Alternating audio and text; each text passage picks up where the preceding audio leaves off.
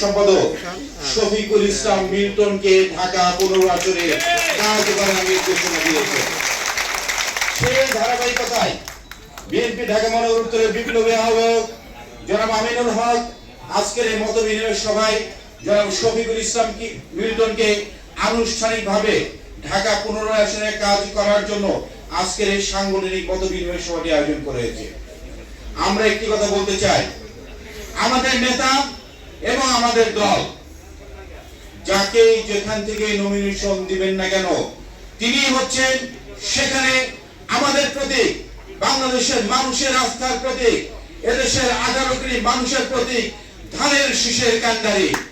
Nomination যেইভাবে ধানের শীষ নিয়ে বাংলাদেশের জাতীয়তাবাদী যুব দল এবং বিএনপির সকল অঙ্গ সংগঠন আগামী জাতীয় নির্বাচনে তার পক্ষে কাঁধে কাঁধ মিলিয়ে আমরা কাজ করবো ইনশাআল্লাহ। এখানে কোনো মতবিরোধ, এখানে কোনো মত পার্থক্য থাকার কোনো সুযোগ নেই। একটি কথা আপনাদের উদ্দেশ্যে বলতে চাই, একটি দলের প্রকৃত পরিচয় হচ্ছে, একটি দলের প্রকৃত কর্মীর পরিচয় হচ্ছে দলের নির্দেশ মেনে চলা এবং দল যে নির্দেশনা দিবে সেটাকে নিয়ে বুকে ধারণ করে সেটাকে নিয়ে কাজ করবে, সে হচ্ছে একজন দলের প্রকৃত কর্মী।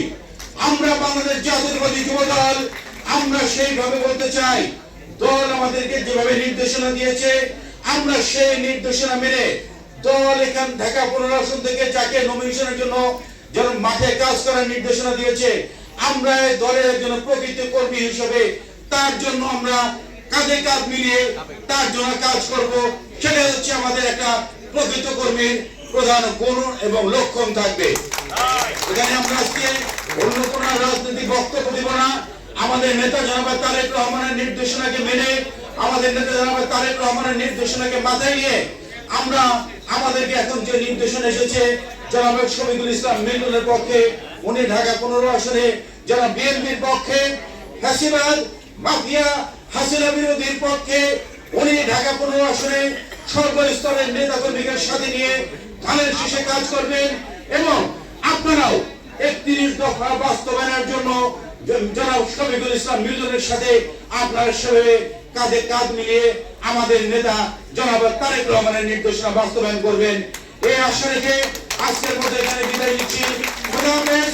বাংলাদেশ জিন্দাবাদ, বাংলাদেশ জাতীয়তাবাদী যুব দল জিন্দাবাদ। শহীদ প্রেসিডেন্ট জিয়াউর রহমান অমর হোক।